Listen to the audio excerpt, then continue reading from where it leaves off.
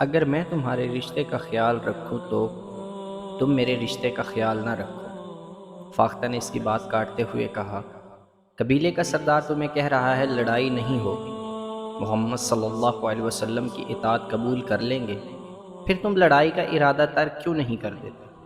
تمہارے ساتھ بہت تھوڑے آدمی ہوں گے، میں اطاعت قبول کرنے والوں میں سے نہیں ہوں۔ صفوان نے کہا، پھر میری ایک بات مان لو۔ فاختہ نے کہا، خالد کے آمنے سامنے نہ آنا، اسے میری ماں نے جنم دیا ہے، ہم دونوں نے ایک ماں کا دودھ پیا ہے، وہ جہاں کہیں بھی ہے، بہن یہی سننا چاہتی ہے کہ اس کا بھائی زندہ ہے، میں بیوہ بھی نہیں ہونا چاہتی صفوان، پھر اپنے بھائی سے جا کے کہو کہ مکہ کے قریب نہ آئے۔ صفوان نے کہا، وہ میرے سامنے آئے گا تو ہمارے رشتے ختم ہو جائیں گے۔ فاختہ کے آنسو صفوان کے ارادوں کو ذرا بھی متزلزل نہ کر سکے۔ رسول کریم صلی اللہ علیہ وسلم نے ایک اور انتظام کیا۔ انہوں نے چند ایک آدمی مختلف بحروپوں میں مکہ کے ارد گرد چھوڑ رکھے تھے۔ ان کا کام یہ تھا کہ مکہ سے کوئی آدمی باہر نکل کر کہیں جاتا نظر آئے تو اسے پکڑ لے۔ جاسوسی کا یہ اہتمام اس لیے کیا گیا تھا کہ قریش اپنے دوست قبائل کو مدد کے لیے نہ بلا سکے۔ دوسرے ہی دن دو شتر سواروں کو پکڑ کر لایا گیا جو عام سے مسافر معلوم ہوتے تھے۔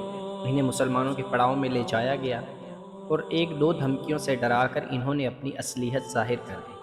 ان میں سے ایک یہودی تھا اور دوسرا قبیلہ قریش کا۔ وہ مکہ سے چند میل دور رہنے والا قبیلہ بنو بکر کے ہاں اطلاع لے کر جا رہے تھے کہ مسلمان مراؤ شہر میں پڑاؤ کیے ہوئے ہیں۔ بنو بکر کے لیے یہ پیغام بھیجا جا رہا تھا کہ وہ مسلمانوں پر شب خون ماریں اور دو اور قبیلوں کو بھی اپنے ساتھ ملا لیں۔ پیغام میں یہ بھی تھا کہ مسلمان مکے کو محاصرہ میں لیں تو بنو بکر اور دوسرے قبیلے عقب سے ان پر حملہ کر دیں۔ ان سے پوچھا گیا کہ مکہ میں لڑائیاں کی تیاریاں کس پیمانے پر ہو رہی ہیں۔ انہوں نے بتایا کہ ابو سفیان لڑائی نہیں چاہتا اور مکہ والوں کی اکثریت اس کے ساتھ ہے، صرف اکرمہ اور صفوان لڑیں گے، لیکن ان کے ساتھ بہت تھوڑے آدمی ہیں۔ ان دونوں آدمیوں کو ابو سفیان نے نہیں بلکہ اکرمہ اور صفوان نے بھیجا تھا۔ رسول کریم صلی اللہ علیہ وسلم نے اپنے سالاروں وغیرہ سے کہا کہ مکہ میں یہ فرض کر کے داخل ہوا جائے کہ قریش شہر کے دفاع میں لڑیں گے۔ آپ صلی اللہ علیہ وسلم نے اپنی فوج کو 4 حصوں میں تقسیم کیا۔ اس زمانے میں مکہ کی طرف 4 راستے جاتے تھے جو مکہ کے ارد گرد کھڑی پہاڑیوں میں سے گزرتے تھے۔ فوج کو ہر حصے کو ایک ایک راستہ دے دیا گیا۔ انہیں اپنے اپنے راستے سے مکہ شہر کی طرف پیش قدمی کرنی تھی۔ فوج کے ان حصوں میں ایک کی نفری سب سے زیادہ رکھی گئی تھی۔ اس کی کمان ابو عبیدہ رضی اللہ عنہ کو دی گئی۔ حضور صلی اللہ علیہ وسلم کو اس دستے کے ساتھ رہنا تھا۔ ایک حصے کی کمان حضرت علی رضی اللہ عنہ کے پاس تھی، ایک کے کمانڈر زبیر تھے اور چوتھے حصے کی کمان خالد رضی اللہ عنہ کے پاس تھی۔ مورخوں نے لکھا ہے کہ اس اسکیم میں غیر معمولی دانشکار فرما تھے۔ 4 سمتوں سے پیش قدمی کا مقصد یہ تھا کہ مکہ کے دفاعی دستوں کو 4 حصوں میں بکھیر دیا جائے۔ اگر وہ مسلمانوں کی پیش قدمی کو کسی ایک یا 2 راستوں پر روک بھی لیں تو دوسرے دستے آگے بڑھ کر شہر میں داخل ہو سکے۔ اس کے علاوہ فوج کی اس تقسیم کا مقصد یہ بھی تھا کہ قریش اگر دفاع میں نہ لڑیں تو وہ کسی راستے سے بھاگ بھی نہ سکیں۔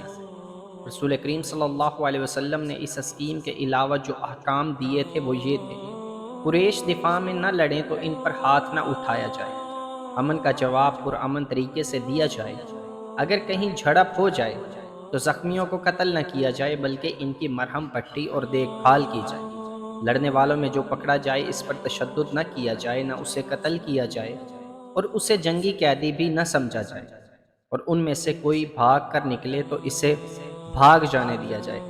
اسلامی لشکر کے 4 حصوں کو پیش قدمی کا حکم دے دیا گیا۔ 20 رمضان المبارک 8 ہجری 11 جنوری 630 عیسوی کا دن تھا۔ اسلامی لشکر کے 3 حصے اپنے راستوں سے گزر کر مکہ میں داخل ہو گئے۔ کسی طرف سے ان پر ایک تیر بھی نہ آیا۔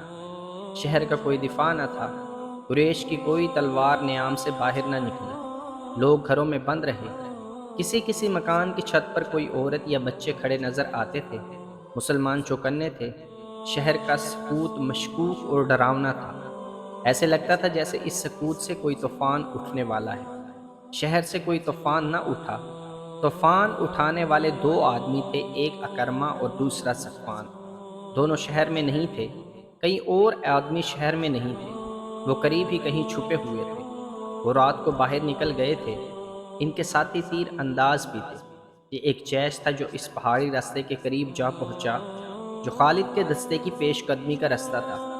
اکرمہ اور صفوان کو معلوم نہیں تھا کہ اس اسلامی دستے کے قائد خالد ہیں۔ اکرمہ اور صفوان کا ایک آدمی کہیں بلندی پر تھا، اس نے خالد کو پہچان لیا اور اوپر سے دوڑتا ہوا نیچے آیا۔ اے صفوان، اس آدمی نے صفوان سے کہا، کیا تو ہمیں اجازت دے گا کہ تیرے بیوی کے بھائی کو ہم قتل کر دیں؟ میری آنکھیں دھوکہ نہیں کھا سکتی، میں نے خالد کو دیکھا ہے۔ اپنے قبیلے کی عزت اور غیرت سے بڑھ کر مجھے کوئی اور عزیز نہیں۔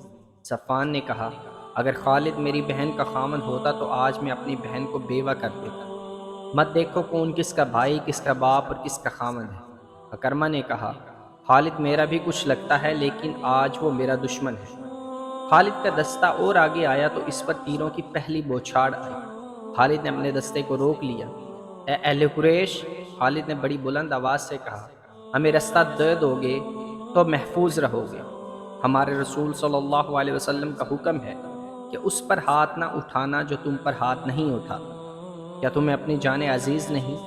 میں تمہیں صرف ایک موقع دوں گا۔ تیروں کی ایک اور بوچھاڑ آئی۔ ہم تیرے رسول کے حکم کے پابند نہیں ہیں خالد۔ اکرمہ نے للکار کر کہا، ہمت کر اور آگے آ، ہم ہیں تیرے پرانے دوست صفوان اور اکرمہ، تو مکہ میں زندہ داخل نہیں ہو سکے گا۔ خالد نے تیروں کی دوسری بوچھاڑ سے معلوم کر لیا تھا کہ دشمن کہاں ہے۔ خالد نے اپنے دستے کو روک کر پیچھے ہٹایا اور اپنے کچھ آدمیوں کو پہاڑی کے اوپر سے آگے بڑھنے اور تیر اندازوں پر حملہ کرنے کے لیے بھیج دیا۔ اکرمہ اور صفوان خالد رضی اللہ عنہ کے ان آدمیوں کو نہ دیکھ سکے۔ تھوڑی سی دیر میں یہ آدمی دشمن کے سر جا پہنچے۔ وادی سے خالد رضی اللہ عنہ نے حلحہ بول دیا جو اس قدر تیز اور شدید تھا کہ قریش کے پاؤں اکھڑ گئے۔ خالد رضی اللہ عنہ نے اوپر سے بھی حملہ کرایا اور نیچے سے بھی۔ کہاں ہو اکرمہ؟ خالد للکار رہے تھے۔ کہاں ہو صفوان؟ وہ دونوں کہیں بھی نہیں تھے۔ وہ خالد رضی اللہ عنہ کے حلے کی تاب نہ لا سکے اور خالد کو نظر آئے بغیر کہیں بھاگ گئے۔ ان کا جیش بھی لاپتہ ہو گیا۔ پیچھے قریش کی 12 لاشیں رہ گئیں۔ مختصر سے اس جھڑپ میں 2 مسلمان شہید ہوئے۔ اسلامی فوج کے 3 حصے مکہ میں داخل ہو چکے تھے، خالد کا دستہ ابھی نہیں پہنچا تھا۔ سب حیران تھے کہ اہل مکہ نے مزاحمت نہیں کی، پھر خالد رضی اللہ عنہ کے نہ آنے کی کیا وجہ ہو سکتی ہے؟ ایک قاصد کو دوڑایا گیا، وہ خبر لایا کہ خالد 2 مسلمانوں کی لاشیں لے کر آ رہا ہے۔ اس کے دستے نے قریش کے 12 آدمی مار ڈالے ہیں۔ رسول کریم صلی اللہ علیہ وسلم نے سنا تو آپ صلی اللہ علیہ وسلم بہت برہم ہوئے۔ آپ صلی اللہ علیہ وسلم اچھی طرح جانتے تھے کہ خالد جنگ و جدل کا دل دادا ہے، اس نے بغیر اتشال کے لڑائی مول لے لی ہوگی۔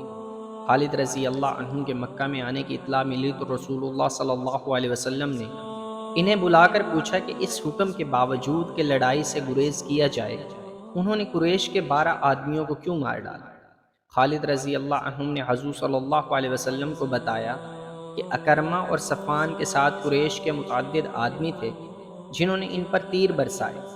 خالد نے یہ بھی بتایا کہ انہیں اکرمہ اور صفوان کو ایک موقع دیا تھا، لیکن انہوں نے تیروں کی ایک اور بوچھاڑ پھینک۔ رسول خدا صلی اللہ علیہ وسلم نے ابو سفیان سے پوچھا کہ اکرمہ اور صفوان کہاں ہیں؟ ابو سفیان نے بتایا کہ وہ مکہ کے دفاع میں لڑنے کے لیے چلے گئے تھے۔ رسول خدا صلی اللہ علیہ وسلم کو یقین ہو گیا کہ لڑائی خالد نے شروع نہیں کی تھی، مکہ پر مسلمانوں کا قبضہ ہو چکا تھا۔ رسول کریم صلی اللہ علیہ وسلم مکہ میں داخل ہوئے تو آپ صلی اللہ علیہ وسلم کے ہمراہ اسامہ بن زید، بلال رضی اللہ عنہ اور عثمان بن طلحہ رضی اللہ عنہ تھے۔ رسول کریم صلی اللہ علیہ وسلم کو مکہ سے ہجرت کر کے مدینہ کو گئے 7 سال گزر چکے تھے۔ آپ صلی اللہ علیہ وسلم نے مکہ کے در و دیوار کو دیکھا، وہاں کے لوگوں کو دیکھا اور دروازوں اور چھتوں پر کھڑی عورتوں کو دیکھا۔ بہت سے چہرے شناساں تھے۔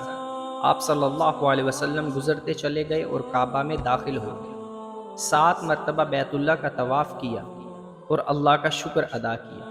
اب مکہ میں کسی کو اتنی ہمت نہیں پڑتی تھی کہ آپ صلی اللہ علیہ وسلم کو جادوگر کہے یا آپ صلی اللہ علیہ وسلم پر کوئی بات کسے۔